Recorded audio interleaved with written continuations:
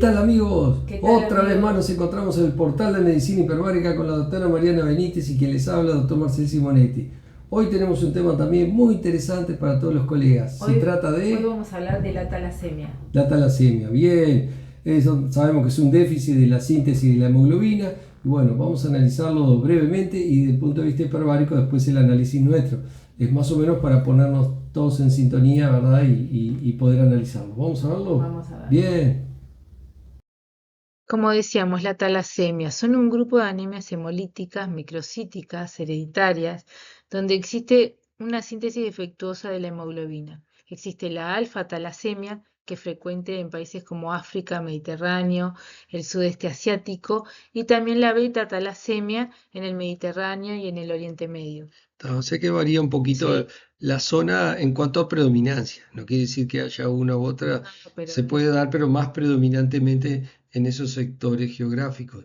Los signos y síntomas. Vamos a ver que presentan anemia, pueden tener hemólisis, esplenomegalia, ¿verdad? El vaso agrandado y hiperplasia medular. entonces el Diagnóstico. diagnóstico Fue es, realizado mediante estudios genéticos y análisis de hemoglobina. Una sí, vez diagnosticado, bueno, se aplica el tratamiento. El tratamiento está hecho a base de transfusiones. Puede llegar a ser la esplenectomía también, lo cual sabemos que deja también sus alteraciones, pero si no hay más remedio, tenemos que sopesar en el diagnóstico. También se puede hacer quelación con ETA y el alotrasplante, decíamos, de células madre en este caso, y lupatercept para la beta talasemia dependiente de transfusiones. O sea que en los pacientes con grado menor o rasgo, como se dice, de alfa o beta talasemia, bueno, no requieren tratamiento, pero no obstante, sufren algunas alteraciones que pueden, si hubiera que hacer un tratamiento en determinada zona, podrían provocar alguna alteración, una respuesta que no es la que esperamos en el paciente habitual. Por como en eso tu le vamos a caso. buscar, claro, en el caso clínico que les vamos a mostrar, fue de un paciente, obviamente que tenía, el dibujito es a modo de ejemplo, nomás digo que el paciente era un paciente de talasemia, beta menor, ¿verdad? Sí, Beta talasemia menor. Entonces, sin embargo, el paciente consultaba porque quería tener una cirugía de implantes esos integrados de titanio y bueno, presentó algunas dificultades que ahora le vamos a mostrar para verlas. aquí vemos el caso clínico. Trajimos para compartir con ustedes. Ahí se observa en la Exacto. ortopantomografía. Claro, la pieza 46 Sí, faltante debido a una fractura que tuvo el paciente y bueno, queda la zona donde se ubicaban los alvéolos alojando las raíces y el paciente le interesaba volver a recuperar su pieza sin un sistema protésico más antiguo, ¿verdad? Removible, un sistema. Entonces, lo ideal en este caso era hacer una cirugía de implantes de titanios integrados y en se primera realiza, instancia colocamos dos implantes ahí está, se realiza la cirugía de los dos, tanto un implante como el otro. Pese a eso, con injerto óseo. claro, hubo un problema y se perdieron los implantes. Cada uno, después Después cayó. desaparece el otro, y de esa manera empezamos a estudiar un poquito. Si bien teníamos en cuenta los antecedentes y nosotros no tratábamos al paciente desde sus inicios, porque el paciente llega por esta consulta, en un momento tomamos en cuenta paciente de 56 años, masculino, que toma ácido fólico 3 veces por semana, a modo de mantener sus valores y estar dentro de esta descripción de talasemia.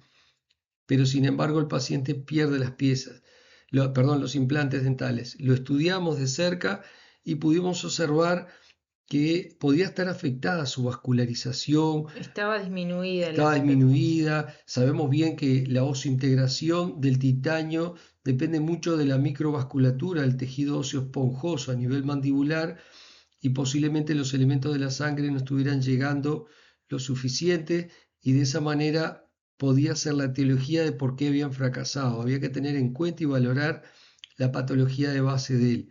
Entonces decidimos tratarlo nosotros mismos con cámara hiperbárica.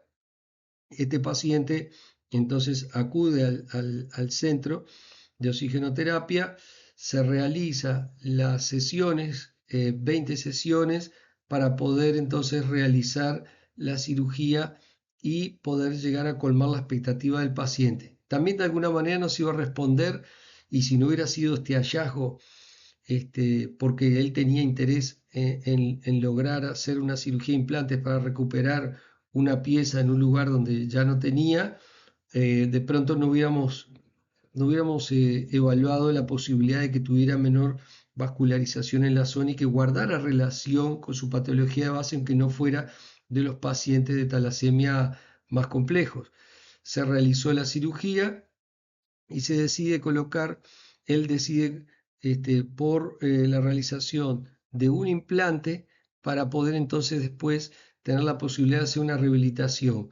Nosotros le habíamos planteado la posibilidad de la realización de 2 implantes. Acá vemos cómo se produce la desintegración.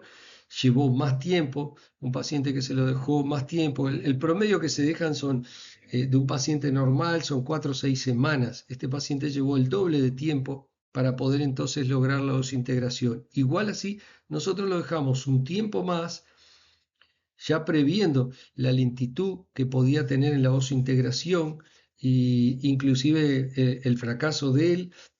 No fue el típico fracaso de implantes que se produce entre los 15 y 20 días cuando hay un rechazo, sino que él demoró mucho más, como 2 meses y un poco más todavía en manifestarse eso. O sea que su microcirculación estaba disminuida y pudimos sacar las conclusiones entre la diferencia que puede haber de un rechazo del organismo al titanio, o que hubiera sido mal puesto, pero nunca, casi 3 meses después, perder los implantes. Entonces, eso fue lo que nos llevó a estudiarlo más a fondo, a decidir y tomar todos los tiempos como el doble del tiempo de un paciente normal. No obstante, reconociendo la paciencia del paciente y teniendo en cuenta que podía ser justamente ese enlentecimiento debido a su talasemia menor, igual decidimos entonces darle mayor tiempo, realizar la oxigenación hiperbárica. Y bueno, como nosotros hemos repetido, no nos cansaremos de repetir, logró una buena angiogénesis, ¿verdad? Vasculogénesis, mejoraron sus vasos preexistentes y se crearon vasos nuevos. También el paciente Y se logró la desintegración. logró la desintegración. Obviamente que estimulamos también la osteogénesis, otro efecto fisiológico, osteocitos, osteoblastos, y de alguna manera en más o menos 3 meses pudimos tener una integración correcta, que no fracasó como la otra en un mismo periodo. O sea que hubo una respuesta positiva de parte del paciente, de la microvasculatura, y eso llevó a la integración para la posterior rehabilitación.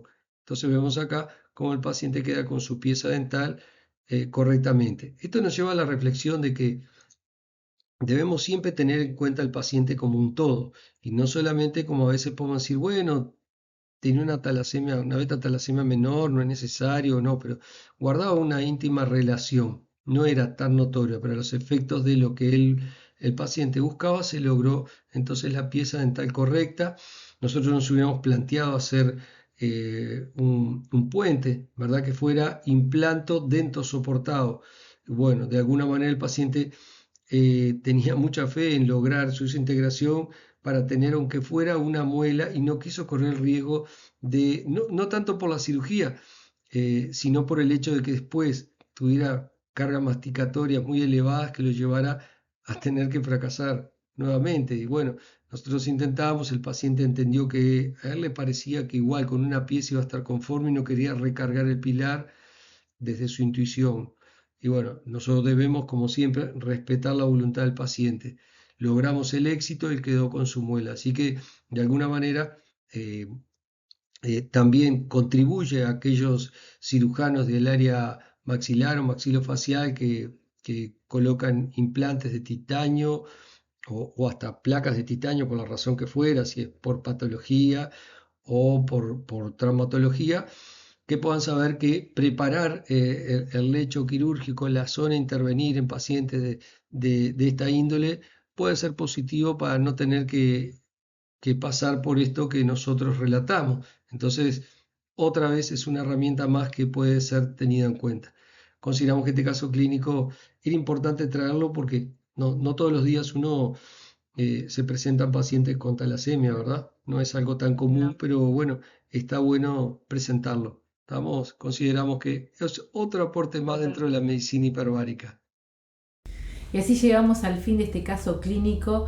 Sí, Que muy tratamos interesante. sobre también la talasemia y el Exacto. caso que trajimos. Es bueno aclarar, Está muy doctora, lindo. que este caso, si bien era un paciente de beta talasemia menor, decimos que en el caso de él tenía dificultades de osintegración Sí. porque tenía disminuida la vascularización ósea del tejido esponjoso a nivel de la zona quirúrgica, ¿no?